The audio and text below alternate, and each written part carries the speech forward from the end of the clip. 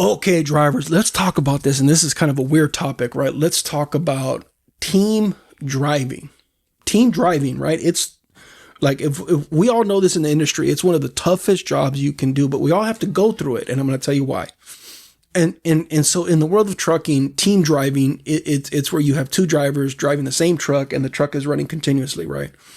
Now, when you learn how to be a truck driver, when you're training, that's going to be your first experience to team driving, because you actually have to kind of live with somebody in a truck for a couple weeks so you can get behind the wheel training, understand how it works, going from city to city to city.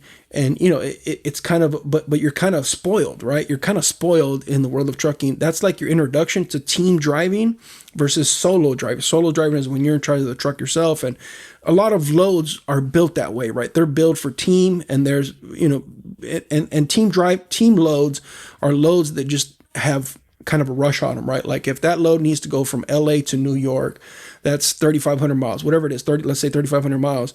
A team truck can get it there in 3 days, 4 days, 2 days, whatever it is, right? A solo person is going to take a whole week. That's just the way it works. And so the benefits of team driving are that the loads get there faster. Do you make more money necessarily? I don't know. I don't see it, but a lot of people get faced with this, right? Where they a team drive. So at the beginning, when you get your CDL, you graduate class, and now you have to have some behind the wheel over the road training. And so you're basically teaming with your mentor, with the driver trainer, a mentor, a teacher, whoever, what do you want to call them, right? Because they have various names.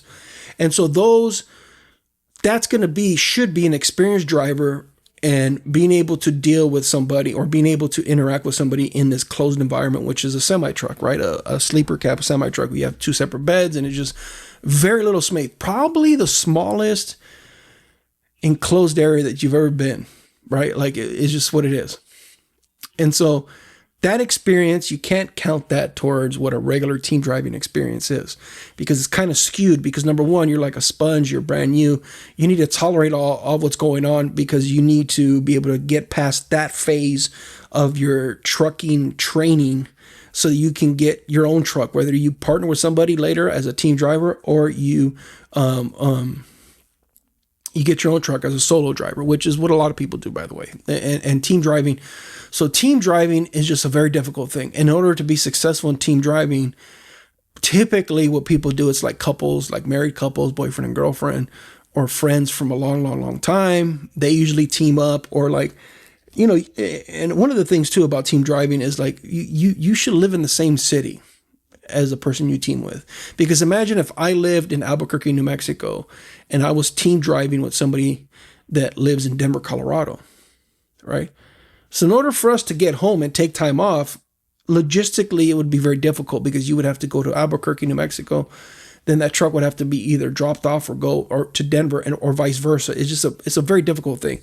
So if you're going to team drive with somebody and they live in a different state or a complete different city, it becomes increasingly difficult to be able to get your home time, because you need to get your home time, right? That's just the way it works.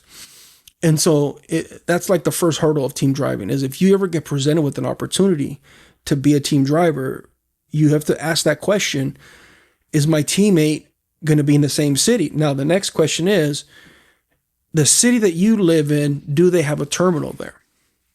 This company that runs team loads, is the terminal of their headquarters or terminal that they have where a vehicle can be stored in your home city?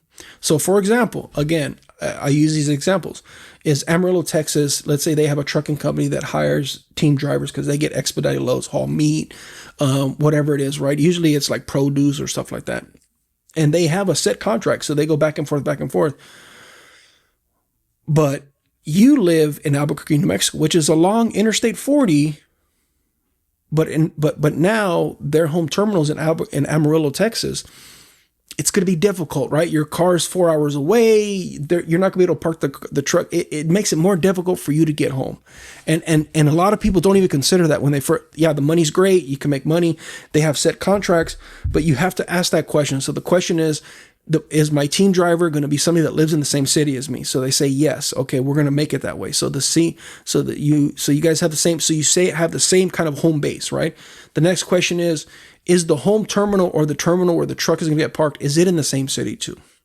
And if the answer is no, all those things, like for example, like the first thing that I talked about, where is that person going to be in the same? If the answer is no, it reduces the amount of time you could take off, because then it starts getting logistically harder.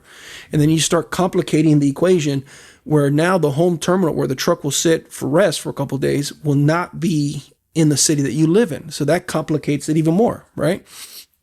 And so those two factors, a lot of people don't ask that question, but that's what you should be asking when you get presented with an opportunity to team drive. Let's say you want to go find a team driving carrier that has consistent freight for that. And let's say your wife or your husband or you both have CDLs now and you guys want to do that. Then that's going to be, those are going to be the questions you have to ask. Where's the home terminal? Where's the trucks parked at? Where does that work? Where does it repair? Because some companies that are so big that they have terminals in your city, but they don't have repair places. Is there a dealership in that area for that truck? Like, you have to ask those questions, and it'll make your decision to see whether you want to be a team driver or not a lot easier. If you can answer those first two questions and effectively and say, yes, I can do that, I can do this, then the answer is then you can move forward with, before we even talk about pay, before we even talk about, how much, how hard you have to run. Now, the last thing to consider, and there's a bunch of things, but one of the biggest things to consider is how are these trucks ran?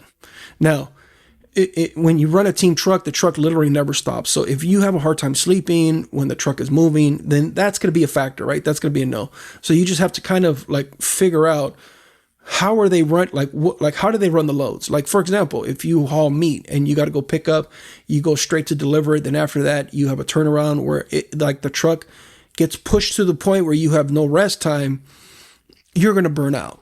You're literally going to burn out. So asking those questions of like, where do we usually go? How, what do we haul? Do we haul produce from California to, let's say Pennsylvania? Okay, that's a dedicated run. Let's say that's a solid dedicated run, and it's great. They're like, we have solid runs. This is what we do all the time. Sometimes if you want to take time off, you make all this money, you're being successful, the truck is running good, you and your teammate live in the same city, you guys take the same time off, it's all on the route, blah, blah, blah. All that stuff matches up, right?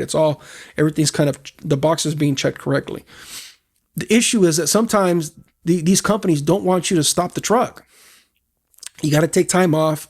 You're going to get burned out. You're going to get, you're probably, if you get in an accident, go sky high, because all that stuff is contributing to that. See, the reason why team driving is so difficult is because, number one, like I said, you got to live in the same city as your team, as your co-driver, where the terminal is for the company. And then also too, what kind of runs they have, right? Like, do they run mail? Do they run, like I said, there's a lot of stuff that has this expedited rush nature to it. There's a lot of freight out there for that too. But a lot of times too, the dispatchers, the way their philosophy, sometimes it just doesn't jive, right? They don't understand that you got to take time off, that you got to enjoy yourself, that sometimes you make all this money and you got to be able to spend time with your family.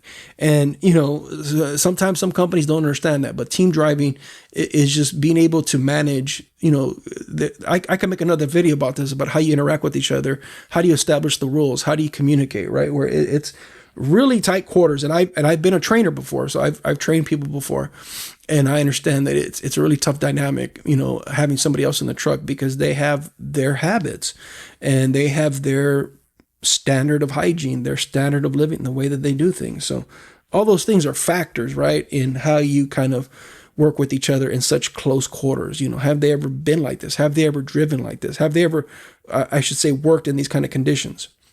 But anyways, that's kind of the basics of what I want to talk about team driving. Some of the very first questions you should ask, and then you can go from there. So let me know what you guys think, all that good stuff. Subscribe. This is the Trucker Forum. Bye.